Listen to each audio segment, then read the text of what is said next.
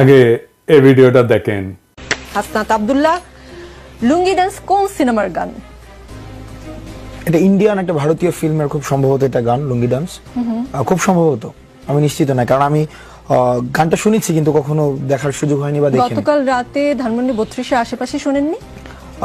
গতকাল এই বিষয়টি এসেছে, মানে শুনেছি। দেখুন, বঙ্গবন্ধু একটি মীমাংসিত সত্য এবং মীমাংসিত বিষয় ইতিহাসে। আমি প্রশ্নটা ছিল শুনেছেন, শুনেননি? হ্যাঁ, আমি শুনেছি, আমার হলেও শুনেছি এবং ঢাকা বিশ্ববিদ্যালয়ে আমি শুনেছি এবং সেটিকে ডিজোন করার কোনো সুযোগ নেই। আমার প্রশ্ন শুধু অতটুকুই ছিল, শুনেছেন অথবা শুনেননি। জি, আমি একটু বলছি, লুঙ্গি ডান্স হচ্ছে চেন্নাই এক্সপ্রেসের সিনেমার গান। এটা 2013 সালে মুক্তি পেয়েছে সিনেমাটি, এবং এই গানটিতে কণ্ঠ দিয়েছেন হানি সিং নামে একজন গায়ক, এবং এই গানটি রজনীকান্তকে ট্রিবিউট করে এই গানটি করা। মানে তারা তাদের সিনিয়র অভিনেতাদেরও এতটাই সম্মান দেন যে এইরকম একটা বড় সিনেমায় শুধুমাত্র তাকে ট্রিবিউট করে একটি গান করা হয়েছে। এখন আপনাকে প্রশ্ন করতে চাই, গতকাল রাতে ধানমন্ডিতে যারা লুঙ্গি ডান্স করেছেন তারা কারা? আমি এখানে তৃতীয় কোন পক্ষ এমন কেউ করেছে, আমরা করিনি, ষড়যন্ত্রের গন্ধ, গত 15 বছর এগুলো আমি শুনেছি। হাসনাত আব্দুল্লাহ, বেশ শুনেছি। রাত 1টা-2টা থেকে এই গান শুরু হয়। আমাদের সংবাদকর্মী ছিলেন সেখানে 2-3 ঘন্টা বা তারও বেশি সময় ধরে চলে। এতক্ষণ পর্যন্ত আপনাদের কানে খবরটি যায়নি এবং আপনারা এসে সেটা থামানোর চেষ্টা করেননি। এইটা কি আসলে আমাকে বিশ্বাস করতে বলেন? মাইয়ার খুব লাগিছে লুঙ্গি ডান্স নিয়ে দেখতেছি। দাঁড়াও মাইয়া, তোমার ড্যাডির লুঙ্গি খুলে দিচ্ছি, আসো। লুঙ্গি ডান্স কেন দেওয়া যাবি না? শেখ মুজিবকে খুব বেশি বুঝে গেছো না? হ্যাঁ, এই যে বুঝে রাখেন, বুঝছেন, এই যে আওয়ামী লীগ কলে ফিরে আসবে এই যে সংখ্যালঘুর ঘাট ধরে আর নারীর ঘাট ধরে, বুঝছাও তো? এইগুলারে আগে সাইজ করে রাখতে হবে। আচ্ছা, আর একটা জিনিস একটু দেখে নেই, ধানমন্ডি 32 নম্বরের 2 পাশে ব্যারিকেডকে দিছে সেনাবাহিনী নাকি স্বরাষ্ট্র মন্ত্রণালয়? সিদ্ধান্তটা কার? মানে আমার জানা দরকার আর কি, কুরকুরানিটা কার? সুপুর নাকি উপদেষ্টার? 32 নম্বরকে প্রোটেকশন দেওয়া যাবে না, সোজা হিসাব। 32 নম্বরের সাথে আমাদের সকল বোঝাপড়া শেষ হয় নাই। যে ব্যারিকেড বসাইছেন সেটা সরান।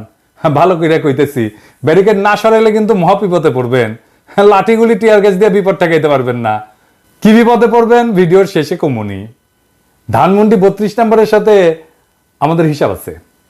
ওই বিল্ডিং এর প্রত্যেকটা ইট জনগণ খুলে নেবে, তারপরে ওই বিল্ডিং এর মুক্তি। জনগণের সাথে ফয়সালা শেষ। অনেকে কইতেছেন মুজিবের কি কোনোই ভূমিকা নাই? থাকবে না কেন? হাসিনার মতো একটা রাক্ষসী জন্ম দিছে। মানুষের ঔরসে রাক্ষসী জন্মানোর তো কোনো উদাহরণ নাই আগে, তাই না? আর মুজিব কি করেছে?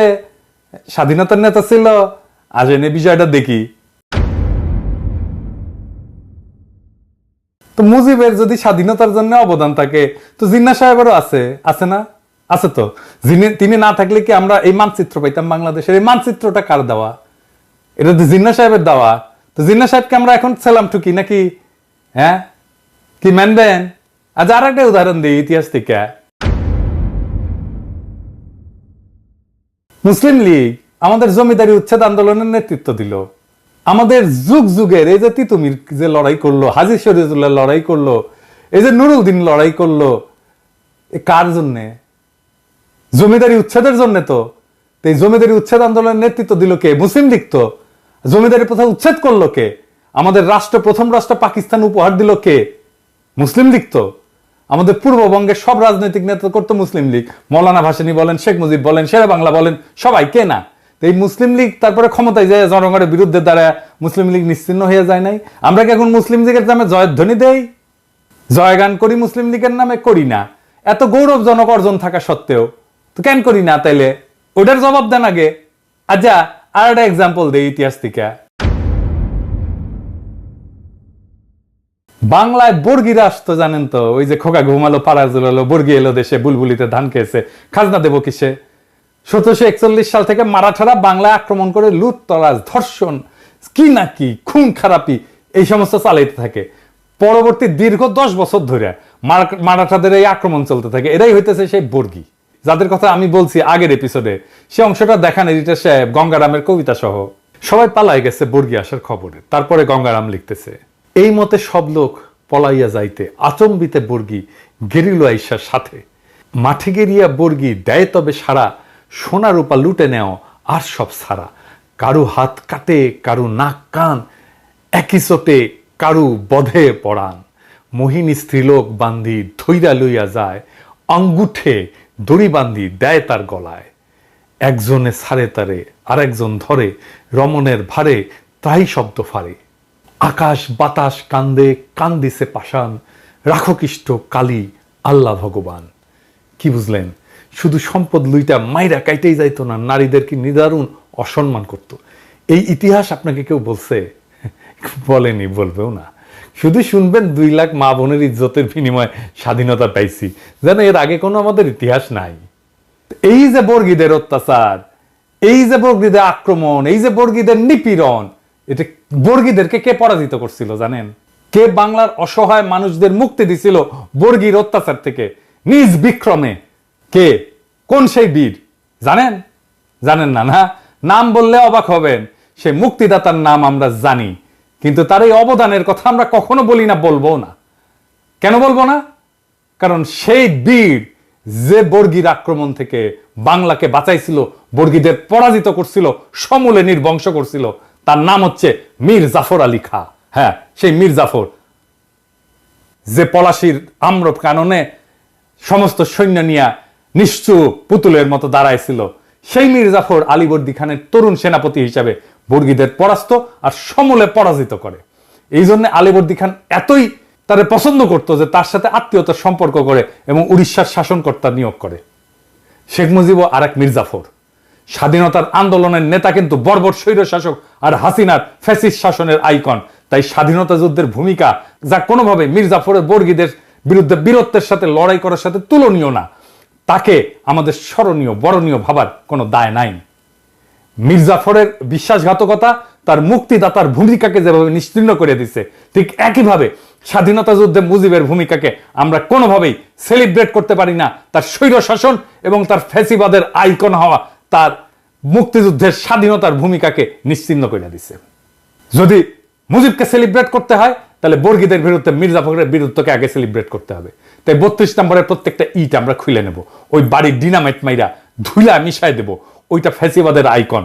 ওই ব্যারিকেড রাখছে না, ওই ব্যারিকেডের উপরে মুদবেন লাইন ধরে স্যাট স্যাট করে, আর প্লাস্টিকের প্যাকেটে করে কাঁচা গু নিয়ে যায় ওর মধ্যে ছুঁড়ে মারবেন। মানুষের গু হোক, কুকুরের গু হোক, বিড়ালের গু হোক, যাই হোক, ভিতরে ছুঁড়ে মারবেন।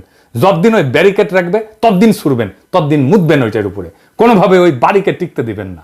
মনে রাখবেন, ওই বাড়িতে যদি সংস্কার কাজে কেউ হাত দেয়, সেই এই প্যাসিবাদের পুনরুত্থানের জন্য কাজ করতেছে। সেনা পাহারা জয় রাখছেন, সরায় ফেলেন। জনগণের অসমাপ্ত কাজ সমাপ্ত করতে দেন। 15ই আগস্ট গণতন্ত্র মুক্তি দিবস, বাংলাদেশের মানুষ উৎসব করবে, আমরা উৎসব করব। তুই বলার কে রে? হ্যাঁ, লুঙ্গি ড্যান্স না কি করছে? 100 বার করবো লুঙ্গি ড্যান্স। মুজিব বন্দনা বাংলাদেশে করা যাবে না। এই যে যারা কয় যে করলে ইতিহাসের বিরুদ্ধে হবে, ওদের বলবেন মীর জাফর আলী খাঁকে তাইলে আমাদের আগে সম্মান দিতে হবে। ওইটা ইতিহাস না? বর্গীর আক্রমণ ইতিহাস না? খালি পাকিস্তানের শোষণই ইতিহাস? পাকিস্তানের শোষণ তো বর্গীর আক্রমণের তুলনায় কিছুই ছিল না। মুজিবের আগে মীর জাফরের হিস্সা আছে বাংলার ইতিহাসে, তাহলে ওইটা নিশ্চিত করেন। তো মাইয়া সাবধান হইয়া যাও। এরপরে যদি বাড়াবাড়ি করো না, আজকে কিছু কইলাম না, আজকে খালি ওয়ার্নিং দিয়ে গেলাম, এরপরে যদি কিছু করো না, তোমরা গেল ধর্ম এমকে করে ধর্ম টের পাবা। এবার আসেন একজন শহীদের আলাপ করি। 20 জুলাই ঢাকার সাভার বাসস্ট্যান্ডে গুলিতে নিহত হয় ক্ষুদ্র ব্যবসায়ী কুরমান শেখ। কুরমান শেখ ছিল শারীরিক প্রতিবন্ধী। সে প্রতিবন্ধী ভাতাও পেত। কালুখালীর রতনদিয়া রেল লাইনের পাশে জরাজীর্ণ টিনের ঘর ছাড়া তার কোনো সম্পদ নাই। 1.5 দশক ধরে ঢাকার সাভার বাসস্ট্যান্ডে একটা ছোট্ট ঘরে দৈনিক ভাড়া ভিত্তিতে মুরগির ব্যবসা করতেন। সাভার মাছবাজারের পেছনে ভাড়া বাসায় স্ত্রী শিল্পী খাতুন, ছেলে রমজান শেখ এবং মেয়ে মিতু আক্তারকে নিয়ে বাস করতেন তিনি। দরিদ্র ছিলেন, কিন্তু সুখের সংসার ছিল। ছেলে রমজান শেখ জগন্নাথ বিশ্ববিদ্যালয়ের লোক প্রশাসন বিভাগের 4র্থ বর্ষে, মেয়ে মিতু আক্তার ইউরোপিয়ান ইউনিভার্সিটিতে BBA 1ম বর্ষে পড়াশোনা করতেন। সংঘর্ষের দিন সাভার এলাকায় অনেকের দেখা দেখি কুরমান শেখ দোকান খুলেছিলেন। কুরমান শেখের ছেলে রমজান বলেন, দুপুরে সংঘর্ষ শুরু হলে আব্বু দোকান বন্ধ করে পেছনের মাছবাজার এলাকায় বরফ কলের ভেতর আশ্রয় নেন। এ সময় অনেকেই সেখানে আশ্রয় নেন। আমার এক চাচাও ছিলেন। পুলিশ হঠাৎ বাজারে ঢুকে বরফ কলের কাছে এসে গুলি করতে শুরু করে। নিহত কুরমান শেখের স্ত্রী শিল্পী খাতুন বলেন, সে প্রতিবন্ধী ভাতাও পেত, সোজা হয়ে দাঁড়াতে পারত না, ঠিকমতো হাঁটতেও পারত না। ছেলেকে বিসিএস ক্যাডার এবং মেয়েকে ব্যাংকার বানাবে বলে অনেক কষ্ট করত। সে কোনো দল করত না। আমার স্বামী হাত জোর করে পুলিশের কাছে বলেছিল, স্যার আমি অসুস্থ, ব্যবসা করে খাই, আমারে গুলি কইরেন না। এরপর গুলি করে হত্যা করে পুলিশ কুরমান শেখকে নির্বিকারভাবে। হাসিনার পুলিশ এভাবেই হয়ে উঠেছিল ট্রিগার হ্যাপি, ইনডেমনিটি পাওয়া উর্দি পরা খুনি, যাদের খুন, দুর্নীতি, নির্যাতন, নিপীড়ন করলে কোনো শাস্তি পাওয়ার কোনো ভয় ছিল না। এই বিপ্লবের প্রথম প্রহরেই সেই পুলিশ নিদারুণভাবে কাপুরুষের মতো পরাস্ত হয়েছে সারা দেশে। এদের পান্ডারা হয়েছে পলাতক। কিন্তু এই ইতিহাস আমরা লিখে যাব, বলে যাব যুগ যুগ ধরে, যেন মানুষ এই অমানুষগুলোকে চিনে রাখে, যেন মানুষ এই হাসিনার দুঃশাসনকে চিনে রাখে, যেন মানুষ হাসিনার এই রক্ত পিপাসাকে মনে রাখে। ইনকিলাব জিন্দাবাদ।